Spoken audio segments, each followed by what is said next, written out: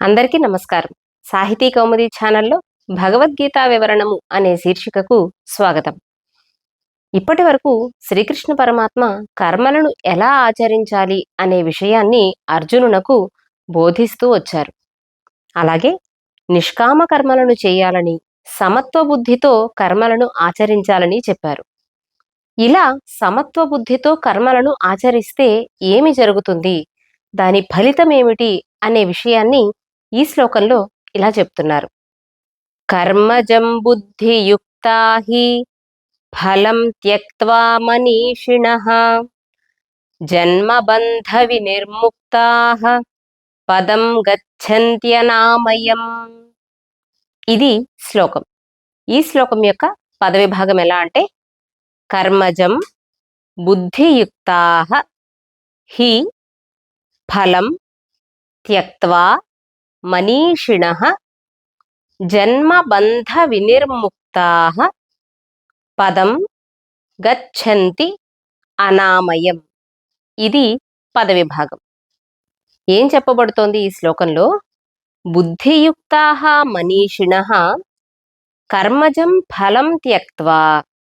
బుద్ధియుక్తాః మనీషిణః, బుద్ధియుక్తులైన మనీషిణులు అంటే వివేకం కలిగిన వారు. బుద్ధియుక్తులు అంటే బుద్ధి కలిగిన వారు అని మనం ఆలోచించినప్పుడు ఏ బుద్ధి కలిగిన వారు? ఇక్కడ బుద్ధి అంటే ఏమిటి? ముందు శ్లోకాలలో చెప్పుకోబడిన సమత్వ బుద్ధి. సమత్వం యోగ ఉచ్యతే అని కదా చెప్పారు. సిద్ధ్య సిద్ధ్యోహో అంటే కార్యము సిద్ధించడము, సిద్ధించకపోవడము, ఆ రెండిటినీ కూడా సమానంగా చూడగలగడం. సమత్వ బుద్ధితో ఉన్నటువంటి వివేకవంతులు ఎవరైతే ఉన్నారో వారు ఏం చేస్తారట? కర్మజం ఫలం త్యక్త్వా, కర్మ వలన వచ్చినటువంటి ఫలితమును త్యక్త్వా విడిచిపెట్టి, జ అంటే పుట్టినది అని అర్థం. కర్మజం అంటే కర్మ చేయడం వలన పుట్టిన ఫలితం ఏదైతే ఉందో ఆ ఫలాన్ని త్యక్త్వా విడిచిపెట్టి, ఆ విడిచిపెట్టడం ద్వారా వారు ఏమి పొందుతున్నారట? జన్మబంధ వినిర్ముక్తాః, ఈ జన్మబంధము నుండి వినిర్ముక్తులయ్యి అంటే విడువబడిన వారై, పదం గచ్చంతి అనామయం. అనామయం పదం, ఎటువంటి దుఃఖములు లేనటువంటి పదం అంటే స్థానమును గచ్చంతి పొందుతున్నారు కదా. అనామయము అంటే ఇక్కడ దుఃఖరహితము, అలాగే కష్టరహితము, ఎటువంటి ఉపద్రవములు లేనటువంటి ఒకానొక స్థానాన్ని గచ్చంతి, దాన్ని వాళ్ళు పొందుతున్నారు. ఎవరు పొందుతున్నారు? బుద్ధియుక్తులైన వివేకవంతులు. వారు చేసినటువంటి కర్మల ఫలితాన్ని విడిచిపెట్టి ఈ జన్మబంధము నుండి విడివడిన వారై పరమ పవిత్రమైన శాశ్వతమైన స్థానమును, అనామయమైన స్థానమును పొందుతున్నారు కదా అని చెప్తున్నారు శ్రీకృష్ణ పరమాత్మ. అదేమిటండి? మనం ఏదైనా ఒక పనిని చేశాము అంటే ఆ పనికి ఖచ్చితంగా మరి ఫలితం ఉంటుంది కదా. ఆ ఫలితం లేకుండా కర్మే ఉండదు కదా. మరి ఫలితాన్ని విడిచిపెట్టాలి అని మనం ఎలా అనుకుంటాము అనంటే, అంటే ఫలితం మీద దృష్టి లేకుండా కర్మలను ఆచరించాలి. ఎప్పుడైతే మనం ఫలితం మీద దృష్టితో కర్మలను ఆచరిస్తున్నామో ఆ కర్మల నుండి వచ్చినటువంటి ఫలితం ఏదైతే ఉందో అది మరి ఒక జన్మకు దారితీస్తుంది. అంటే జన్మ కర్మజం అంటే ఈ జన్మలో చేస్తూ ఉన్నటువంటి కర్మల వలన ఏదైతే పుట్టినటువంటి ఫలితం ఉందో అది ఏం చేస్తోంది? మరొక జన్మకు కారణమవుతుంది. మళ్ళీ జన్మ బంధమునకు కారణమవుతుంది. జన్మ బంధమునకు కారణమవుతున్నది ఏమిటి? కర్మ యొక్క ఫలితమా అంటే కర్మ యొక్క ఫలితమే మరి ఒక జన్మకు కారణమవుతోంది. కాబట్టి బుద్ధియుక్తులైన వారు కర్మ ఫలితాన్ని విడిచిపెట్టేస్తారు. అంటే ఇప్పుడు ఎవరికైనా అన్నదానం చేయవలసిన స్థితిలో ఒక మనిషి మనకు కనిపించారనుకోండి, వారికి పట్టెడు అన్నం పెడితే బాగుంటుంది, వారు ఆకలితో ఉన్నట్టుగా ఉన్నారు అని మనకు అనిపించింది అనుకోండి, అప్పుడు మనం వారికి అన్నం పెడతాం. ఆ పెట్టేటప్పుడు నేను వీరికి అన్నం పెట్టడం వలన నాకేమిటొస్తుంది, ఇంత పుణ్యం వస్తుంది కదా, లెక్కలు వేసుకుని అన్ని దానాల కంటే గొప్ప దానం అన్నదానం అంటారు గనక ఇప్పుడు నేను వీరికి అన్నదానం చేస్తే ఇది భావిలో నాకు ఉపయోగపడుతుంది లేదా నా పిల్లలకు ఉపయోగపడుతుంది అనే దృష్టితో గనక మనం అన్నదానం చేశామనుకోండి, ఆ కర్మను ఆచరించామనుకోండి, అప్పుడు మనం ఆ ఫలము పట్ల ఆసక్తితో ఆ కర్మను చేస్తున్నట్లు లెక్క.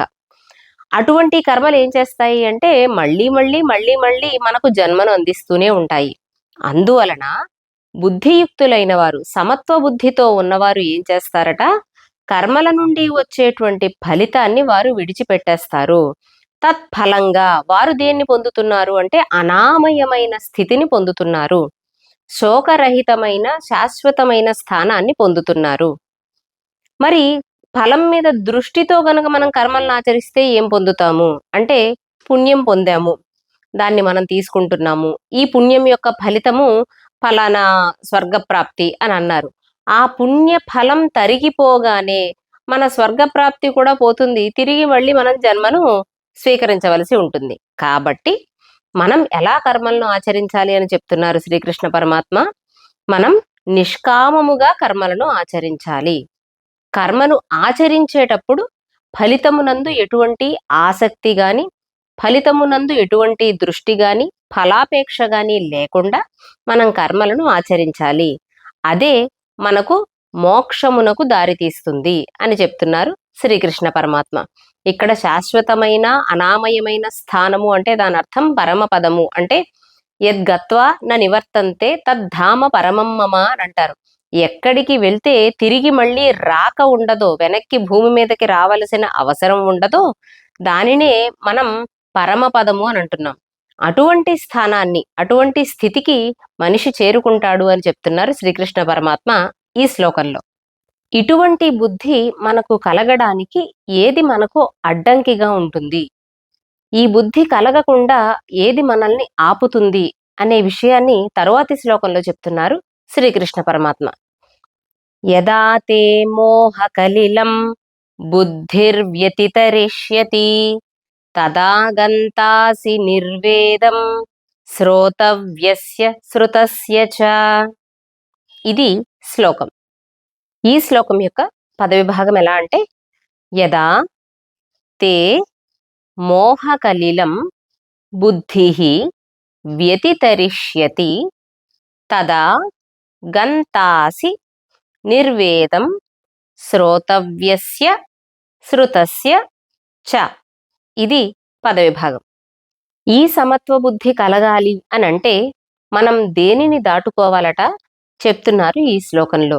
యదా ఎప్పుడైతే తే బుద్ధిః నీ యొక్క బుద్ధి మోహకలిలం వ్యతితరిష్యతి మోహము అనే మాలిన్యాన్ని వ్యతితరిష్యతి దాటుతుందో, అంటే నీ బుద్ధి మోహము నుండి ఎప్పుడు బయటపడుతుందో తదా అప్పుడు నీకు శ్రోతవ్యస్య శ్రుతస్య చ వినదగిన దానియందు శ్రుతస్య వినిన దానియందు కూడా నిర్వేదం గంతాసి నీవు నిర్వేదమును కలిగి ఉంటావు, పొందుతావు అని చెప్తున్నారు. అంటే ఎప్పుడైతే మోహము అనేటువంటి మలినాన్ని మనం మన బుద్ధి నుండి దూరము చేయగలిగామో అప్పుడు మనకి ఏమి కలుగుతుందట అంటే నిర్వేదము కలుగుతుంది. నిర్వేదము అంటే విరక్తి, అంటే వైరాగ్య భావన. దేని యందు వైరాగ్యం కలుగుతుంది? శ్రోతవ్యస్య శ్రుతస్య చ. శ్రోతవ్యము అంటే వినదగిన దాని యందు, శ్రుతస్య అంటే వినిన దాని యందు. ఈ రెండిటి యందు కూడా విరక్తి కలుగుతుంది. ఈ వాక్యం మనల్ని కాస్త తికమకకు గురి చేసినట్లుగా కనిపిస్తుంది. వినదగిన దాని యందు వినిన దాని యందు విరక్తి భావన కలిగితే అది ఏమిటది అంటే ఇంకా మనం వినదగిన దానిని కూడా వినకూడదా అని అనిపిస్తుంది. అయితే ఇక్కడ మనం అర్థం చేసుకోవాల్సింది ఏమిటి అంటే మనం ముందు శ్లోకాలలో ముందు భాగాలలో మాట్లాడుకున్నట్లుగా వేదములలో చెప్పిన కర్మకాండ గురించి మనం ఇక్కడ తీసుకుంటే కేవలం కర్మకాండ దగ్గర మాత్రమే ఆగిపోకుండా శ్రోతవ్యము అది వినదగినదే, అది వినవలసినదే కూడాను. అంటే మీరు ఈ యజ్ఞయాగాదులు చేస్తే ఈ ఫలితము, ఈ జపతపాదులు చేస్తే ఈ ఫలితము, ఈ దాన ధర్మాలు చేస్తే ఈ ఫలితము అని ఏదైతే చెప్పబడుతోందో అదంతా కూడా మనం వినదగినదే, శ్రోతవ్యము వినదగినదే. అలాగే శ్రుతస్య మనం ఒకప్పుడు విని ఉన్నాం కూడా, ఇందులో కొన్ని విషయాల్ని మనం విని ఉన్నాం కూడా. కానీ మనం వినదగినదే అయినా మనం విన్న విషయాలే అయినా సరే వాటి మీద మనకి ఏమి కలుగుతుందట అంటే విరక్తి. వాటి మీద విరక్తి కలుగుతుంది అంటే అవి అందించే ఫలముల మీద విరక్తి కలుగుతుంది. అంటే ఫలానా స్వర్గప్రాప్తి, ఫలానా ఐశ్వర్య ప్రాప్తి, ఫలానా రాజ్య ప్రాప్తి, ఫలానా సంతాన ప్రాప్తి అని ఏవైతే వేదవిహిత కర్మలకు ఫలములు చెప్పబడి ఉన్నాయో ఆ ఫలముల పట్ల మనకు వైరాగ్య భావము కలుగుతుంది. అంటే ఫలాపేక్ష లేని స్థితికి మనం చేరుకుంటాము. ఎప్పుడు మోహకలిలం, ఎప్పుడైతే ఈ మోహము అనేటువంటి మాలిన్యాన్ని మనం ఎప్పుడైతే మనిషి వ్యతితరిష్యతి దాటుతాడో అప్పుడు ఈ స్థితికి చేరుకుంటాడు. అంటే ఫలముల యందు ఆసక్తి లేని స్థితికి, ఒక నిర్వేద స్థితికి, ఒక వైరాగ్య స్థితికి చేరుకుంటాడు అని చెప్తున్నారు శ్రీకృష్ణ పరమాత్మ. కాబట్టి కర్మలను ఆచరించడం తప్పనిసరి, కానీ ఆ కర్మల వల్ల వచ్చేటువంటి ఫలితముల మీద అపేక్ష మాత్రం ఉండకూడదు అని మళ్ళీ మళ్ళీ చెప్తున్నారు. ఆ అపేక్ష లేకుండా ఉండడానికి మనకి ఏది అడ్డంకిగా ఉంటుంది అంటే మోహము అనే మాలిన్యం మనకి అడ్డంగా ఉంటుంది. కాబట్టి దాన్ని మనం దూరం చేసుకోవాలి అని చెప్పారు శ్రీకృష్ణ పరమాత్మ. తరువాతి శ్లోకంలో వేద విహితములైన కర్మలను చెయ్యాలా వద్దా అనే సంశయం ఏమైనా ఏర్పడుతుందేమో, డోలాయమాన స్థితిలో బుద్ధి ఉంటుందేమో అని ఆలోచించి దానికి సమాధానంగా ఇలా చెప్తున్నారు. శృతి విప్రతిపన్నాతే యదా స్థాస్యతి నిశ్చలా సమాధావచలా బుద్ధి తదా యోగమవాప్స్యసి. ఇది శ్లోకం. ఈ శ్లోకం యొక్క పదవిభాగం ఎలా అంటే, శృతి విప్రతిపన్నా తే యదా స్థాస్యతి నిశ్చలా సమాధౌ అచలా బుద్ధి తదా యోగం అవాప్స్యసి. ఇది పదవిభాగం. శృతి విప్రతిపన్నా తే బుద్ధి యదా, ఎప్పుడైతే, ఎప్పుడైతే శృతి విప్రతిపన్నా తే బుద్ధి, తే అంటే నీ యొక్క బుద్ధి, బుద్ధి ఎలా ఉంది? శృతి విప్రతిపన్నా, శృతి అంటే వేదము, వేదములు చెప్పబడిన ఈ విషయముల యందు కలత చెంది ఉన్న నీ బుద్ధి. అంటే ఎందుకు కలత చెంది ఉంది? అక్కడేమో ఈ కర్మలను ఆచరించమని చెప్తున్నారు, ఇక్కడేమో అలాంటి కర్మల మీద ఆసక్తి ఉండకూడదు అని చెప్తున్నారు. ఇప్పుడు కర్మలను చెయ్యాలా వద్దా అని కలత చెంది ఉన్న నీ బుద్ధి ఏదైతే ఉందో అది యదా, ఎప్పుడైతే నిశ్చల, నిశ్చలముగా ఉంటుందో, చెలింపకుండా ఉంటుందో, ఎప్పుడైతే చెలింపకుండా ఉంటుందో, అలాగే సమాధౌ అచల, సమాధి యందు అచల, స్థిరముగా ఉంటుందో. సమాధి అంటే పరమాత్మ యొక్క ధ్యానమునందు అచల, స్థిరముగా ఉంటుందో. అలాగే నిశ్చలముగా, చెలింపకుండా ఉంటుందో. దేనికి చెలింపకుండా ఉంటుంది? వేదములలో చెప్పబడిన కర్మలు ఆచరించడము చేత ఏ ఫలితములైతే ఉన్నాయో ఆ ఫలముల పట్ల చెలింపనిదై, అంటే స్వర్గ ప్రాప్తి యందు చెలింపకుండా, ఐశ్వర్య ప్రాప్తి యందు చెలింపకుండా, సంతాన ప్రాప్తి యందు చెలింపకుండా, రాజ్య ప్రాప్తి యందు చెలింపకుండా, ఇలా ఈ ఫలితములకు చెలించకుండా నిశ్చలంగా, అలాగే స్థిరంగా, దేని యందు స్థిరంగా? సమాధౌ, పరమాత్మ యొక్క ధ్యానమునందు గనక మనం స్థిరముగా ఉండగలిగితే, మన బుద్ధిని ఉంచగలిగితే అప్పుడు యోగం అవాప్స్యసి, తదా, అప్పుడు యోగమును అవాప్స్యసి, పొందగలుగుతావు. యోగము అంటే ఆత్మ సాక్షాత్కారము, అంటే నీవు ఎవరో తెలుసుకోగలుగుతావు.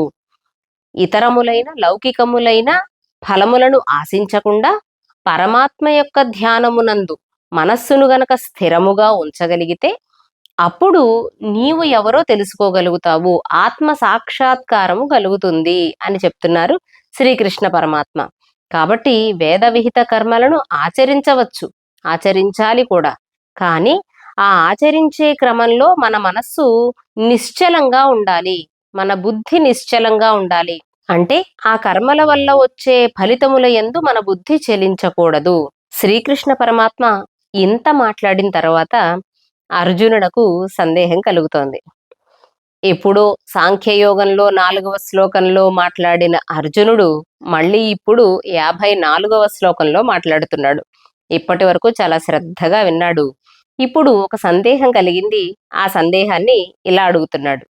అర్జున ఉవాచ స్థితప్రజ్ఞస్య కా భాషా సమాధిస్థస్య కేశవ స్థితధీః కిం ప్రభాషేత కిమాసీత వ్రజేత కిం.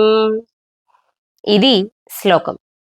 ఈ శ్లోకం యొక్క పదవిభాగం ఎలా అంటే స్థితప్రజ్ఞస్య కా భాషా సమాధిస్థస్య కేశవ స్థితధీః కిం ప్రభాషేత కిం ఆసీత వ్రజేత కిం. ఇది పదవిభాగం. అర్జునునకు ఏం సందేహం కలిగింది అనంటే, ఇలా సమాధి స్థితి యందు అంటే పరమాత్మ యందు ధ్యానము కలిగినటువంటి ఆ స్థిత ప్రజ్ఞుని యొక్క లక్షణం ఎలా ఉంటుంది? సమాధిస్థస్య స్థిత ప్రజ్ఞస్య కా భాష కేశవ. కేశవ, ఓ కృష్ణ, సమాధిస్థస్య నీవు చెప్పినట్లుగా సమాధి స్థితి యందు ఉన్నటువంటి అతని యొక్క, అతనే కదా స్థిత ప్రజ్ఞుడు అని పిలువబడుతున్నాడు, అటువంటి స్థిత ప్రజ్ఞుని యొక్క కా భాష, అతని యొక్క లక్షణము ఏమిటి, అతను ఎలా ఉంటాడు? స్థితధీః కిం ప్రభాషేత, అటువంటి వాడు ఏమి మాట్లాడతాడు, ఎలా మాట్లాడతాడు? కిం ఆసీత, ఎలా ఉంటాడు? వ్రజేత కిం, ఎలా సంచరిస్తాడు, ఎలా వ్యవహరిస్తాడు అని అడుగుతున్నాడు అర్జునుడు. అంటే నీవు చెప్తున్న ఈ లక్షణాలు ఉన్నటువంటి మనిషి ఎలా ఉంటాడు, ఎలా మాట్లాడతాడు, ఎలా వ్యవహరిస్తాడు, ఎలా సంచరిస్తాడు, అసలు ఇతని లక్షణాలు ఏముంటాయి? మనం ఎవరిని చూసి వీరు స్థితప్రజ్ఞులు అని మనం గుర్తించవచ్చు, ఎవరిని చూసి వీరు సమాధి స్థితి యందు ఉన్నటువంటి వారు అని మనం గుర్తించగలుగుతాము అనే విషయాన్ని, సంశయాన్ని వెలిబుచ్చి దానిని, ఆ సంశయాన్ని తీర్చమని అడుగుతున్నాడు అర్జునుడు. దీనికి తరువాతి శ్లోకాలలో శ్రీకృష్ణ పరమాత్మ 18 శ్లోకాలలో దీనికి సమాధానం చెప్తారు. ఈ స్థితప్రజ్ఞుని యొక్క లక్షణాలు ఎలా ఉంటాయి అని అర్జునునకు సవివరంగా చెప్పడం ప్రారంభిస్తారు. అందులో చెప్పిన మొదటి శ్లోకం శ్రీ భగవానువాచ ప్రజహాతి యదా కామాన్ సర్వాన్ పార్థమనోగతాన్ ఆత్మన్యేవాత్మనా తుష్టః స్థితప్రజ్ఞస్తదోచ్యతే. ఇది శ్లోకం. ఈ శ్లోకం యొక్క పదవిభాగం ఎలా అంటే ప్రజహాతి యదా కామాన్ సర్వాన్ పార్థ మనోగతాన్ ఆత్మని ఏవ ఆత్మనా తుష్టః స్థితప్రజ్ఞః తదా ఉచ్యతే. ఇది పదవిభాగం. పార్థ, ఓ అర్జున, ఎవరైతే సర్వాన్ మనోగతాన్ కామాన్ ప్రజహాతి, సర్వాన్ అన్ని విషయములయందు ఉన్నటువంటి, మనోగతాన్ మనస్సులో సహితము ఉన్నటువంటి, కామాన్ కోరికలను, ప్రజహాతి విడిచిపెడతాడో, అంటే అన్ని రకములైన విషయములలోను మనస్సులో ఉన్నటువంటి కోరికలతో సహా ఎవరైతే దాన్ని విడిచిపెట్టేస్తారో, కోరికలను విడిచిపెట్టడము అని అంటే ఇప్పుడు మనకి ఏదైనా తినాలి అని అనిపించవచ్చు, దానిని చూసి తినాలి అని అనిపిస్తూ ఉన్నప్పటికీ కూడా లేదు లేదు కోరికల్ని విడిచిపెట్టమన్నారు కాబట్టి నేను ఇది తినను అని అనుకున్నాం అనుకోండి, ఆ కోరికను మనం కేవలం ఇంద్రియాల ద్వారా మాత్రమే తీర్చుకోవటం లేదు, కానీ మనస్సులో తినాలి అనే కోరిక మాత్రం అలాగే ఉంది. కాబట్టి ఒకవేళ మనం కోరికలను విడిచిపెట్టాలి అంటే దాని అర్థం దానిని తినడం మానేయడం కోరికను విడిచిపెట్టడం కాదు, తినాలి అనే కోరికను కూడా లేకుండా ఉండగలిగే స్థితి ఏదైతే ఉందో ఆ స్థితిలో మనం ఉండాలి. అంటే మనస్సులో కూడా ఎటువంటి కోరికలకు తావు ఉండకూడదు. అలా ఎవరైతే సర్వాన్ మనోగతాన్ కామాన్ ప్రజహాతి, అన్ని కోరికలను మనస్సులో నుండి సహా విడిచిపెట్టేస్తున్నారో, మరి అలాంటి కోరికలను విడిచిపెట్టేసిన వారు ఎలా ఆనందంగా ఉంటారు? ఇప్పుడు మనం ఏదో తినాలి అని అనుకున్న దానిని తినడం చేత ఒక ఆనందాన్ని పొందుతాం. ఏదైనా ఒక పని చెయ్యాలి అని అనుకున్న దానిని చేసి ఒక ఆనందాన్ని పొందుతాం. మరి ఇవేమీ చేయకుండా మరి వారు ఎలా ఆనందాన్ని పొందుతారట అంటే, ఆత్మని ఏవ ఆత్మనా తుష్టః. ఆత్మన, ఆత్మచేత, ఆత్మని ఏవ, ఆత్మయందే అంటే తన యందు తానే, ఆత్మని ఏవ ఆత్మన, తన యందు తన చేతే తుష్టః ఆనందాన్ని పొందుతూ ఉంటాడట. అంటే తాను ఎవరో తెలిసినటువంటి వాడై, ఆత్మ జ్ఞానాన్ని పొందిన వాడై, ఆత్మ సాక్షాత్కారాన్ని చవిచూసిన వాడై, ఆత్మని ఏవ ఆత్మనా తుష్టః, తన చేత తన యందు తానే ఆనందాన్ని పొందుతూ ఎవరైతే ఉంటారో అటువంటి వాడు స్థితప్రజ్ఞః, స్థితప్రజ్ఞుడు అని అప్పుడు ఉచ్యతే చెప్పబడుతుంది. ఎప్పుడు చెప్పబడుతుంది అలాగా? మనస్సులో కూడా ఎటువంటి కామములు లేకుండా, కోరికలు లేకుండా పూర్తి కామములను త్యాగము చేసినవాడు. త్యాగము చేసినవాడు కూడా కాదు, పరిత్యజించినవాడు, పూర్తిగా విడిచిపెట్టేసినవాడు ఎవరైతే ఉన్నాడో, అలాగే తనలో తన యందు తనచే ఆనందాన్ని పొందుతూ ఉంటాడు, అటువంటి వాడు స్థితప్రజ్ఞుడు అని పిలువబడుతున్నాడు అని చెప్పారు శ్రీకృష్ణ పరమాత్మ. అలాగే ఇంకా స్థితప్రజ్ఞుని యొక్క లక్షణాలు ఎలా ఉంటాయి అని అంటే తరువాతి శ్లోకంలో ఇలా చెప్తున్నారు. దుఃఖేష్వనుద్విగ్నమనాః సుఖేషు విగతస్పృహః వీతరాగభయక్రోధః స్థితధీర్మునిరుచ్యతే. ఇది శ్లోకం. ఈ శ్లోకం యొక్క పదవిభాగం ఎలా అంటే, దుఃఖేషు అనుద్విగ్నమనాః సుఖేషు విగతస్పృహః వీతరాగభయక్రోధః స్థితధీః మునిః ఉచ్యతే. ఇది పదవిభాగం. స్థితప్రజ్ఞుడు ఇంకా ఎలా ఉంటాడట? దుఃఖేషు అనుద్విగ్నమనాః, దుఃఖముల యందు అనుద్విగ్నమనాః, ఎటువంటి ఉద్విగ్నమునకు లోను కాకుండా ఉంటాడు. అది స్థితప్రజ్ఞుని యొక్క లక్షణము. దుఃఖముల యందు బాధపడకుండా, కలత చెందకుండా, ఎటువంటి క్షోభను అనుభవించకుండా ఉంటాడు స్థితప్రజ్ఞుడు. దుఃఖేషు అనుద్విగ్నమనాః సుఖేషు, సుఖముల యందు విగత స్పృహః, ఎటువంటి స్పృహ లేనటువంటి వాడు. స్పృహ లేకపోవడము అంటే ఆసక్తి లేకపోవడము.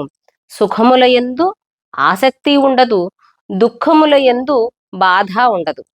దుఃఖేషు అనుద్విగ్నమనాః సుఖేషు విగత స్పృహః, స్పృహ లేనటువంటి వాడై, సుఖముల యందు ఆసక్తి లేనటువంటి వాడై ఉంటాడు. అలాగే ఇంకెలా ఉంటాడు?